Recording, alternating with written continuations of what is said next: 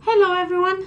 Today I am very excited because I want to bring you a review of an awarded book that I was able to read a few months ago.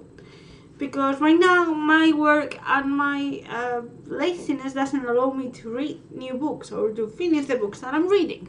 So we're going to start doing the reviews of the books I read recently, so you have more info over here. But in case you don't know me, hi, my name is Clara and I normally talk about books in this beautiful channel over here. I talk about books in English and in Spanish. So today, for example, the book I'm going to talk to you about is only available in Spanish, but I thought you may also want to give it a try, just in case maybe you are listening or you are learning, better said, to how to speak in Spanish. Sometimes children books are easier than normal adult novels, so I will bring you this beautiful book that I am about to review. If you want to follow me over the social media or you want to join the family, of course you can click subscribe. If you subscribe, don't forget to click the bell just in case YouTube misses on telling you when I'm posting new bits.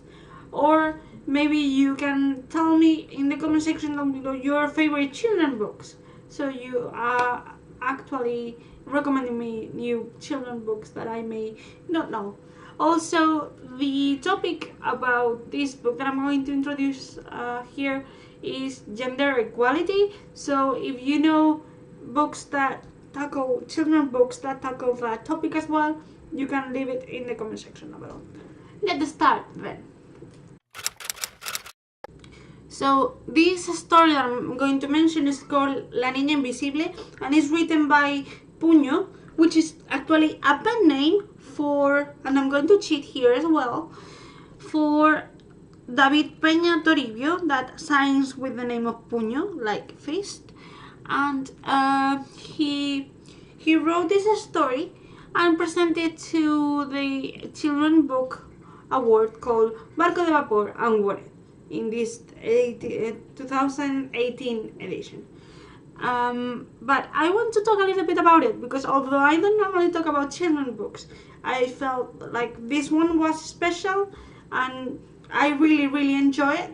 I think it was a really interesting, easy read with a really in-depth message. So, La Niña Invisible, or how would you translate it, would be The Invisible Girl, is the main character of our story, and she's called Trog. She lives in the prehistoric kind of era. So back then you didn't have cities or anything like that, but you had little communities, little tribes, and her tribe is actually the Invisibles. That's why she's called La Niña Invisible, the Invisible Girl.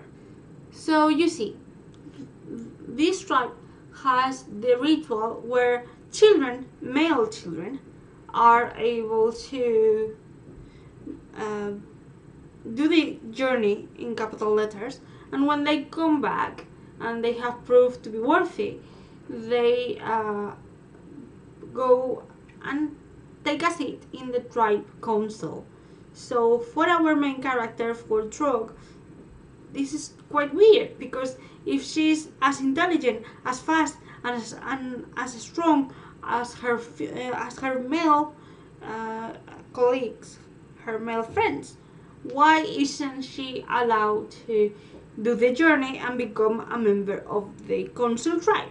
So she decided to defy the rules and start her own journey, following the route that everyone has to do in order to come back as an adult. And through this journey, through this idea, we explore in a very easy and funny and comprehensible vocabulary.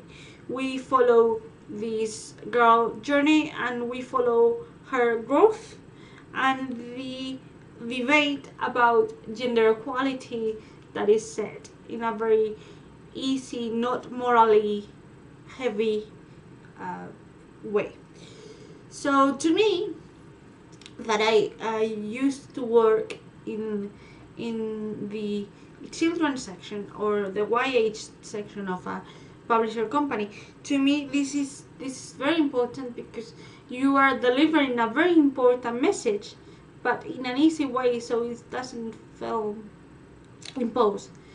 You deliver it in a sense where if I read this with a girl or with a boy, they are able to understand the debate that is set in the story, and they are able to say, hold on a minute, I play football, she plays football, or I could use a bow. Why she's not able to do archery as well, which is a topic discussed in the book, for example. I think the importance of having a easy vocabulary discussing this is because they are able to relate. Maybe Trog wants to do the journey, but I, as a boy, I want my best friend, who is a girl, to be part of my football team, for instance. Why shouldn't she join?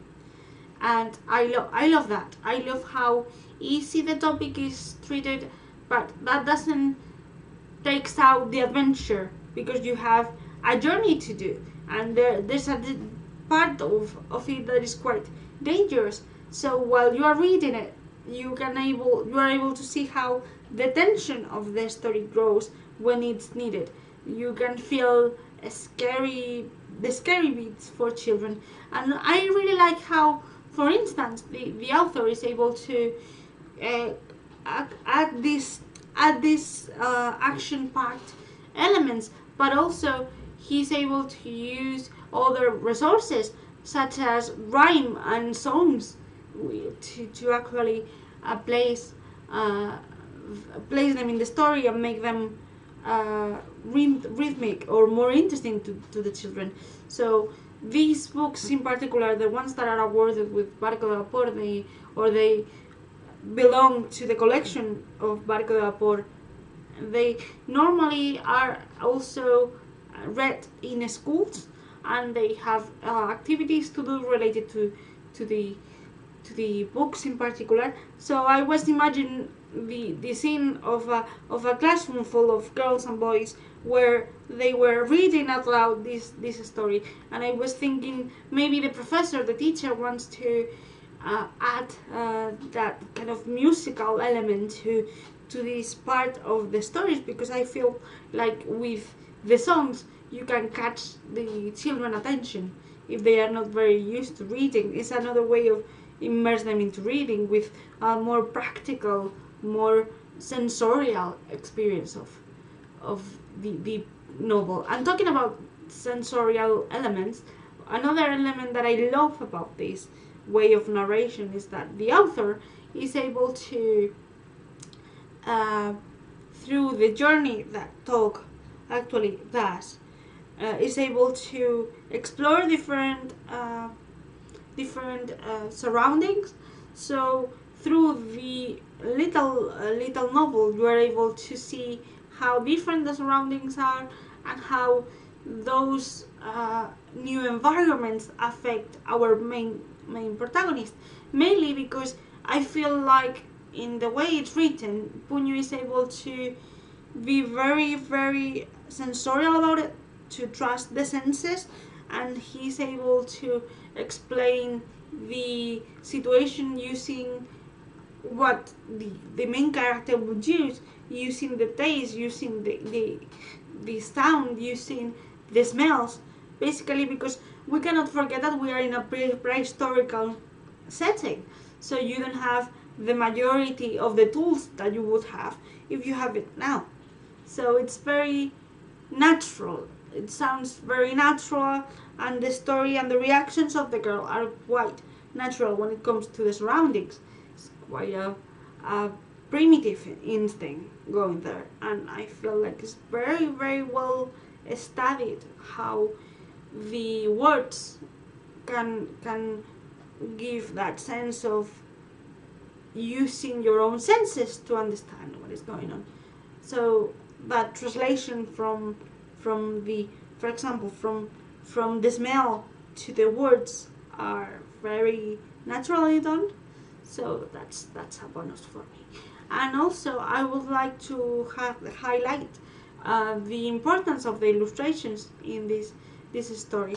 The illustrations are responsible, or the person responsible of them, better said, is actually they are actually done by Marta Altes Garcia, who is a female Spanish illustrator, and I love how colorful and again relying a lot on the surroundings. And for instance, I love, and I think you have already seen it, or if not, I will put the cover somewhere here.